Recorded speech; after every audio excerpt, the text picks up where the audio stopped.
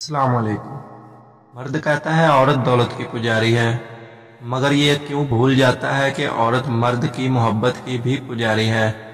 اس پر ساری عمر ظلم کرتے رہو، مگر کبھی تھوڑی دیر کے لیے اس سے محبت جتا لو تو وہ سارے ظلم بھول جاتی ہے۔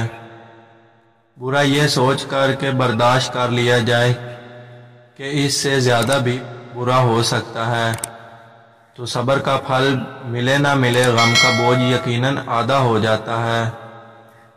احساس کہنے کو تو چھوٹا سا لفظ ہے، لیکن اہمیت کے لحاظ سے بہت بڑا خزانہ ہے۔ رشتوں کو توڑنے جوڑنے میں اس کا بڑا ہاتھ ہوتا ہے۔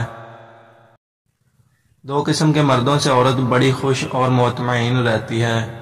ایک وہ جو عقل مند اور نیک فطرت ہو، دوسرا وہ جو عورت کے ساتھ نرمی اور ہمدردی کا برتاؤ کرے۔ عورت شک نہیں کرتی بلکہ وہ ڈرتی ہے، دوسری عورت سے، شراکت سے، مرد کی دوری سے۔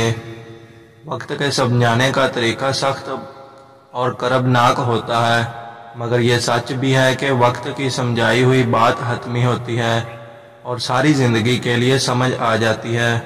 بد زبانی، بد اخلاقی اور فحش گوئی سے آپ نہ صرف اپنا وقار تباہ کرتے ہیں بلکہ ان لوگوں کو بھی توہین کرتے ہیں جنہوں نے آپ کی تربیت کی ہو۔ مرد کے ساتھ سچے، مخلص اور حقیقی بندھن میں بندھی ہوئی عورت ہی مرد کو جنسی اور ذہنی سکون دے سکتی ہے، کیونکہ مرد کو جنسی اطمینان اور عورت کو ایک دائمی چھت کی ضرورت ہوتی ہے جہاں وہ خود کو محفوظ سمجھ سکیں۔